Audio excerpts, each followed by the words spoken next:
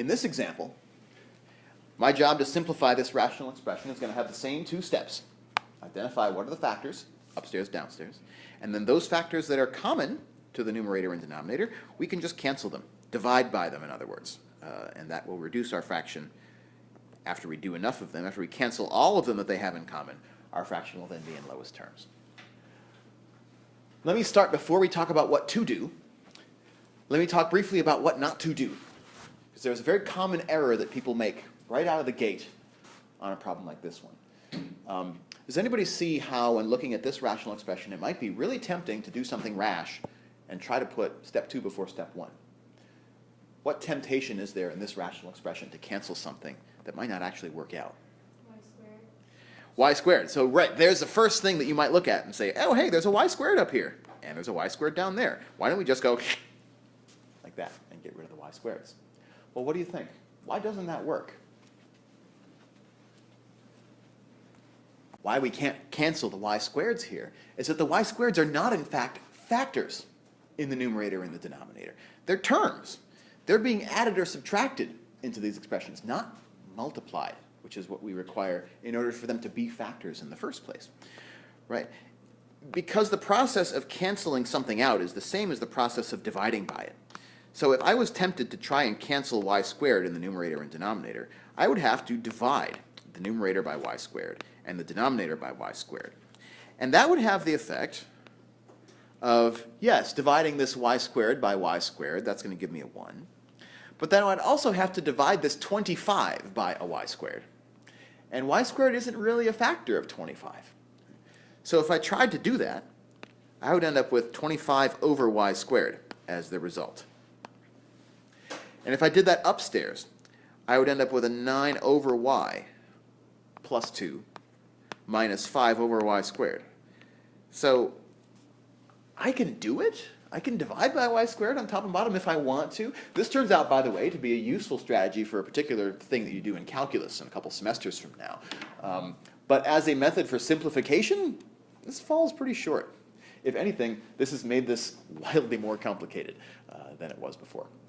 So we can't cancel the y squared because it's not a factor of the numerator and the denominator.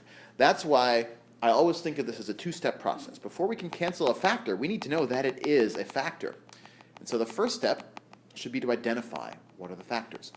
And the method that we have to do that is the method that we call factoring.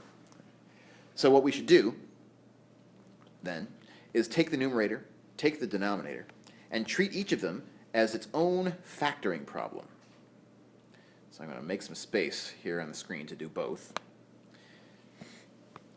And we'll use the techniques that we have from the past 2.5 weeks to factor both the numerator and the denominator.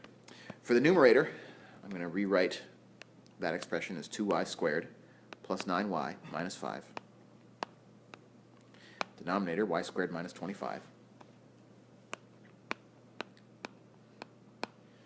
Our job is going to be to factor each one of those polynomials. Let's start with y squared minus 25. Does anybody see a quick and dirty factorization for y squared minus 25? Yeah. It's a difference of two perfect squares. Remember, we saw some examples that were like this last week. Because y squared is a perfect square, negative 25 is a perfect square. If I apply the sum and the product method for trying to factor y squared minus 25, I need to require that my middle terms here are going to cancel one another out, which they can only do if they are equal and opposite to one another. And they need to be both equal and opposite and multiply together to give me 25. And so they must be the positive and negative faces of the number 5. We also saw last week how we could use the AC method to make that same argument. But I'm going to economize the time for us here and just write that as y plus 5, y minus 5.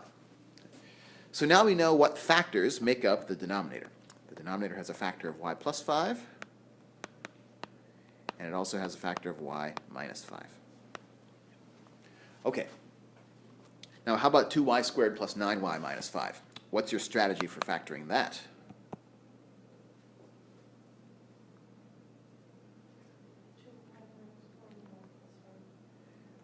Okay. Here, your strategy for factoring this polynomial is using the AC method that we talked about last week. AC method says, let's play the sum and the product game on this polynomial where we look for a pair of numbers which multiply together to give me a times c, and a times c here is 2 times -5, -10, and which add together to give me b, the middle coefficient, that's 9. And what's my pair of numbers that multiply together to give me -10 and add together to give me 9? My pair of numbers is +10 and -1. Those multiply together to give me -10, add together to give me +9. And so, as we talked about last week, we use those two numbers to split the middle term, -10y in one of my cells, +10y in one of my cells, and -1y in the other. And then we proceed in the AC method by factoring one of my row's greatest common factor out. Greatest common factor of 2y squared and 10y is 2y. My missing factors are then y and +5.